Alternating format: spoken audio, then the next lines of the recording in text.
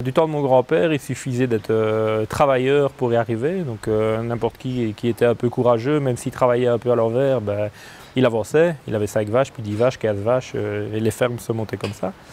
La génération de mon père, donc, qui faisait la ferme dans les années 70-80, ben, là c'était plus la technique, le facteur limitant. Donc en fait, si vous travaillez mais que vous travaillez à l'envers, vous n'y arrivez pas. Il fallait être courageux et être bon techniquement. Les gens qui ont fait ça, ils ont fait de l'argent assez facilement, sans trop se soucier du marché auquel le produit partait, puisqu'on était dans un marché qui était de toute façon demandeur et de toute façon rémunérateur, donc la technique suffisait. Et notre génération, en fait, on se rend compte qu'on a beau être courageux, travailler, être bon techniquement, mais qu'en fait, ça ne suffit pas. Pourquoi? Parce qu'on est dans des marchés saturés, ou s'ils ne sont pas saturés, en tout cas, ils sont tellement détenus par peu d'acteurs qu'en fait, de toute façon, le prix n'est pas rémunérateur. Et que donc, vu qu'on ne sait pas travailler sur le prix, on est obligé de travailler sur les marges. Et c'est là qu'on doit être à l'écoute et qu'on doit toujours essayer de resserrer les boulons, même moi en bio, donc j'ai un prix qui est un peu plus élevé, mais si je ne travaille pas sur les marges, ce n'est pas rémunérateur non plus. Et donc on doit être en alerte pour trouver tous les moyens possibles et imaginables, tous les leviers pour diminuer nos coûts de production.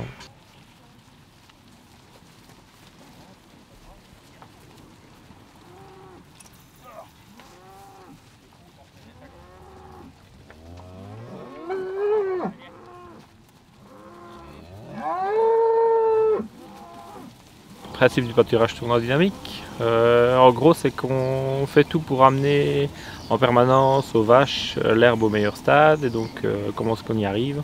En découpant toute la surface disponible en très petites parcelles et en changeant les vaches de parcelles tous les jours.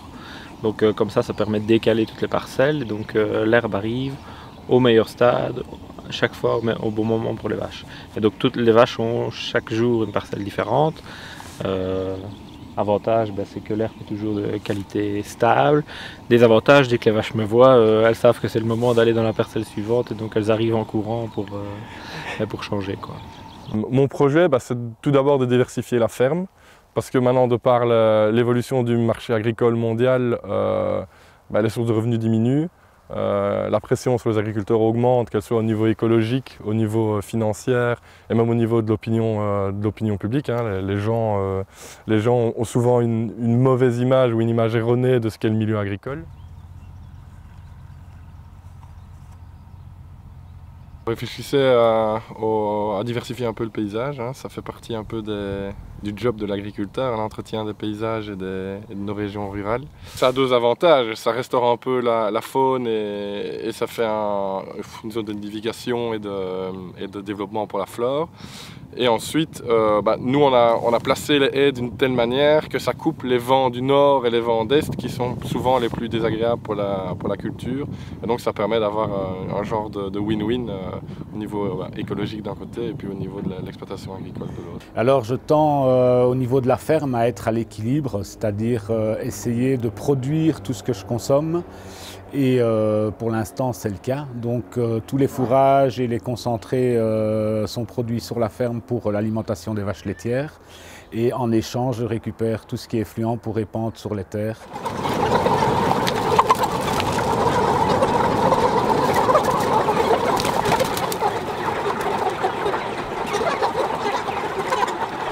Le changement, c'est que le poulailler qui se trouve ici derrière moi va être changé en bergerie, parce que nous n'avons plus de place assez pour les moutons, et nous arrêtons de servir la grosse industrie.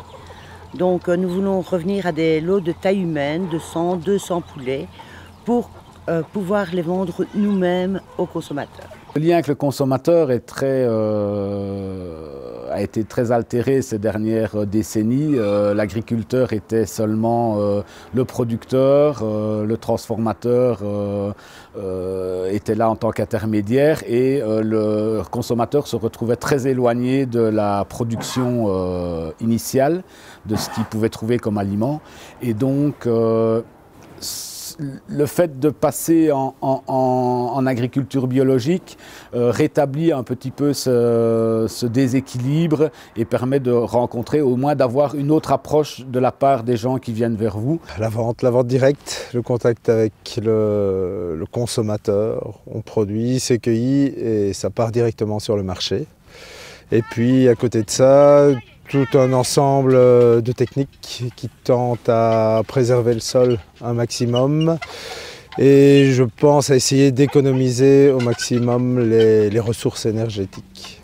On ne veut pas d'une agriculture qui soit tout à fait dépendante du pétrole. Donc c'est vrai, heureusement, le fait de travailler à traction animale nous apporte quand même du fumier. Donc ça c'est quand même, c'est indispensable pour une certaine autonomie en effet.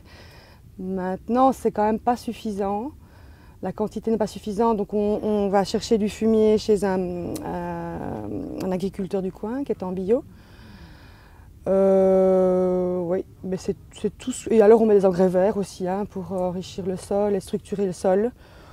C'est vrai qu'on n'est pas trop pour les engrais organiques de synthèse. À un moment, ils n'ont plus su maîtriser ce système-là parce qu'une fois qu'ils ont été dans le système phyto et engrais, c'était trop tard pour eux. Et c'est seulement maintenant qu'ils commencent à avoir vraiment une réflexion sur le fait qu'on pourrait très bien s'en passer. On le voit bien en bio, parce que donc je fais quand même assez bien d'hectares en culture biologique également.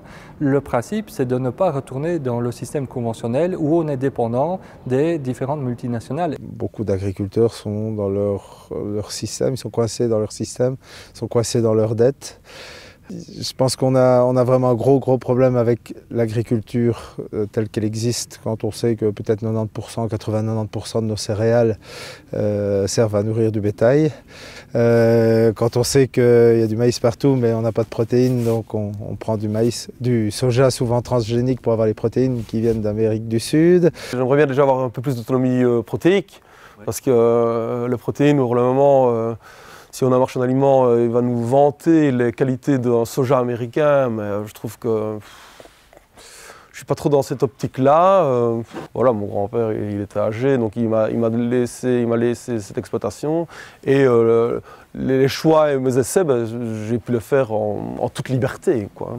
Le blanc-bleu est une très belle race qui a un rendement exceptionnel. Mais je trouve qu'elle a un problème, c'est qu'on dépend de beaucoup d'intervenants, que ce soit des vétérinaires pour les césariennes, que ce soit des marchands d'aliments. Et ce qui me plaisait dans les moutons, par exemple, c'était le fait que, voilà, des moutons, il n'y a aucun intervenant, quoi, On leur donne du foin, on leur donne un peu de céréales qu'on produit, on a un petit peu de protéines sous forme de lin, voilà, qu'on achète, mais autrement, les intervenants sont nuls, quoi. Donc, depuis 5 ans, je pratique du semis sous couvert, donc je sème dans des couverts végétaux. Pour ça, j'ai dû acheter un semoir. Et le problème au jour d'aujourd'hui, c'est que c'est du matériel qui coûte excessivement cher et on n'a pas toujours la rentabilité. Alors avec le projet Green Farming, on s'est dit qu'on pouvait partager nos expériences avec les agriculteurs qui seraient demandeurs d'avancer, mais qui sont bloqués par ces freins et qui ont peur de rentrer dans un système où il y a quand même une part d'inconnu. Au moment, en technique pure de semi-direct, j'ai fait 6,5 hectares. Je me prépare un système, donc j'essaye de mettre des engrais verts, pas mal de matière organique, et je vais bien voir dans 2-3 ans vers quoi je vais me tourner. Je pense qu'il faut faire des essais, parce qu'autrement, et c'est des fois en se trompant que l'on apprendra le plus aussi, quoi. L'agriculture de conservation, ça fait pas longtemps qu'on en parle, ce qui fait qu'on se rend bien compte qu'on est arrivé face à un mur dans l'agriculture, je vais dire conventionnelle. Et maintenant, on commence à faire différents tests. Et c'est vrai que si peu qu'on commence à faire attention à ce qu'on fait et à préserver vraiment la nature et les sols, on se rend compte que le sol réagit très vite, positivement.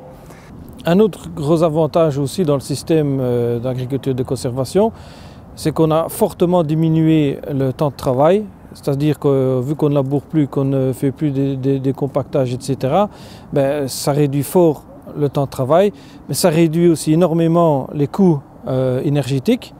Donc, si par malheur on avait un rendement moindre, de toute façon, le rendement financier serait équivalent, si pas supérieur.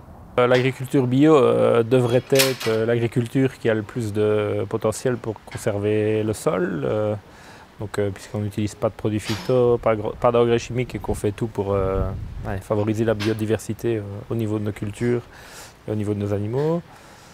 La seule chose sur laquelle on peut encore travailler sans doute pour l'améliorer serait plus le travail du sol, puisqu'il reste le labour dont on ne peut pas, en tout cas moi je n'arrive pas à me passer.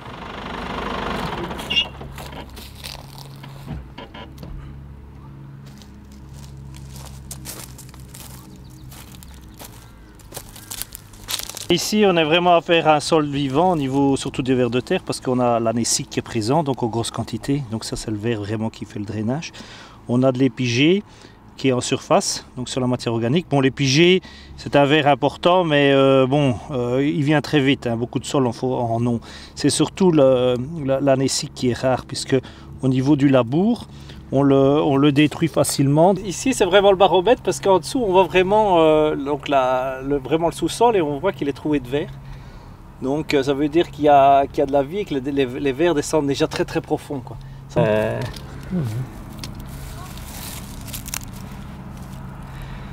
Pour faire des semis directs dans des terres argileuses, si on n'a pas le support de ce verre-là, on va droit à l'échec, hein, ça c'est sûr. Malgré que ce soit des sols fort argileux, c'est qu'il n'y a pas trop de problème de compactation.